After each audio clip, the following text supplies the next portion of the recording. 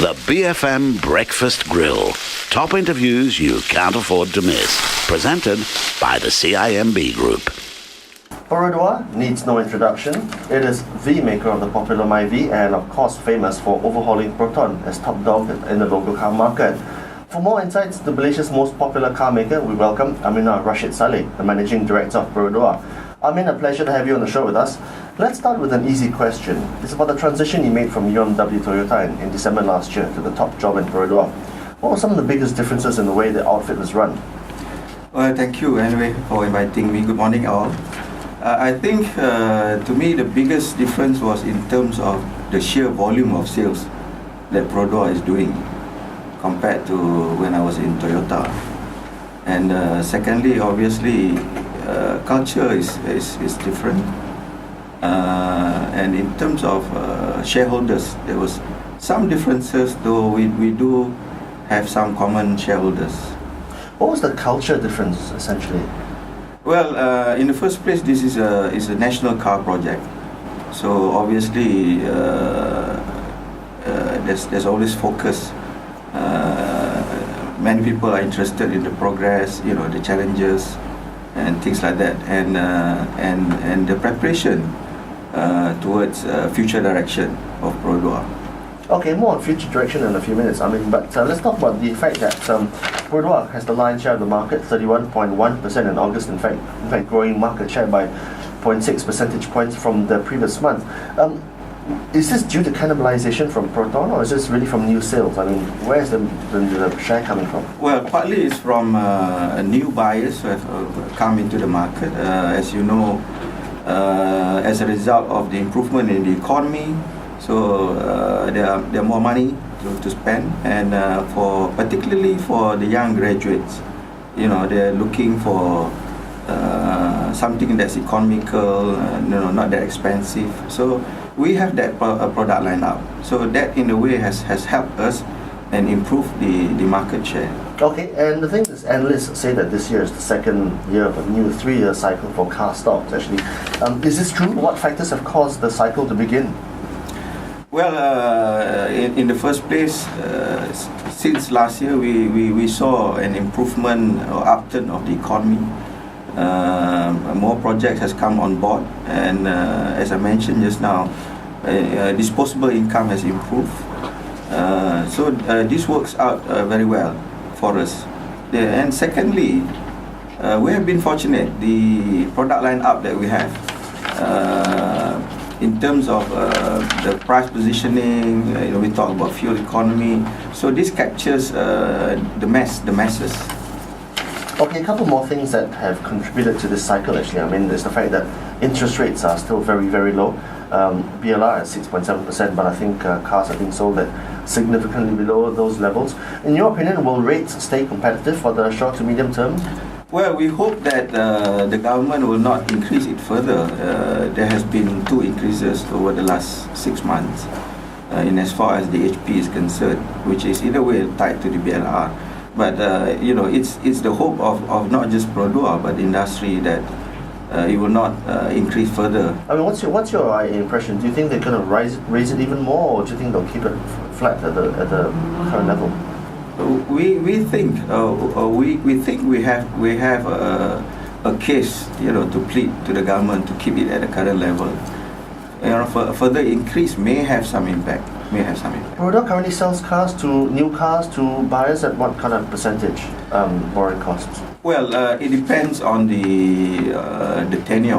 Okay, let's say a standard 5-year tenure.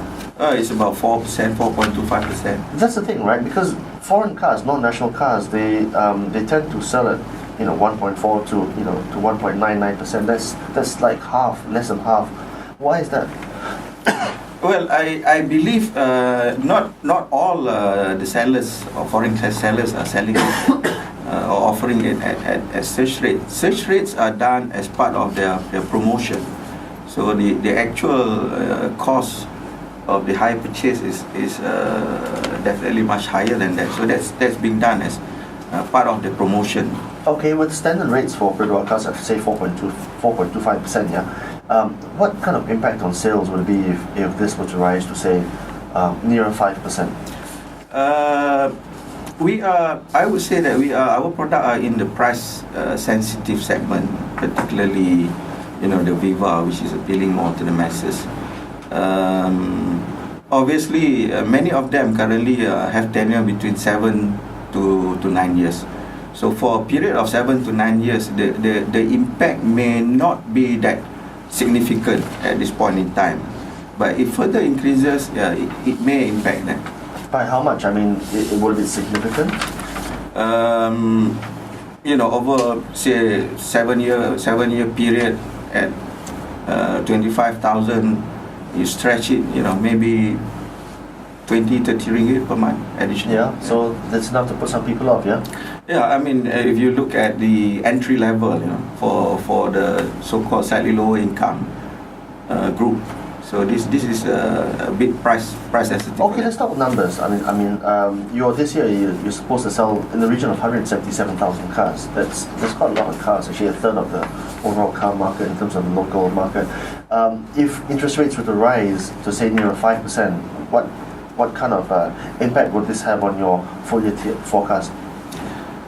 Well, we have already sold up to September something like 140,000. Okay, so you're on track to. So we are on track. So you're not so concerned about this year, but maybe next year, yeah. Yeah, right. The other part of the equation is the fact that the ringgit is actually, in fact, one of, if not the best performer in Asia this year. And that's the thing. Any concerns over a bubble in the ringgit? I mean, it's beneficial for you because you buy in US dollar, yeah, parts. No, we buy in yen. In yen, yeah, in yen. So, are you concerned that perhaps the ringgit has run up too fast? We are more concerned if the yen strengthened against ringgit, which over the last few months we have seen it strengthening. However, as reported last week, the Bank of Japan has came in to ensure that the yen doesn't strengthen too much, which will not be good for How has Japan. the ringgit yen correlation been in the last 10 months? Has it been appreciating? The last 3 months in particular, it has been appreciating. Quite a lot, yeah. So it's been very good business for you guys. Before that, it has been good for us. When it depreciates, it's good for us. But when it appreciates, now having said that, just like any other organization, we also do hedging. So that has helped us.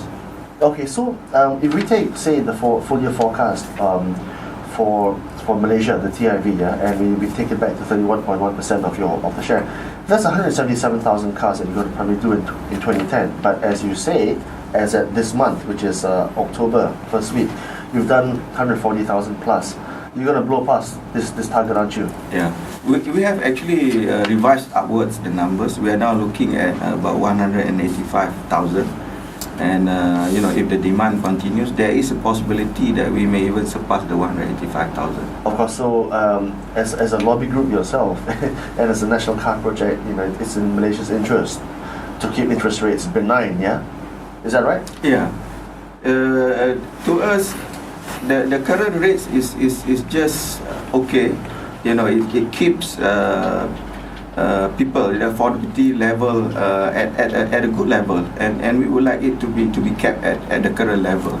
Just staying on the interest rate subject for a little while. I mean, the impression we have is that buyers of local cars they pay significantly higher interest rates than say a foreign car. Is it because of margins that banks do this?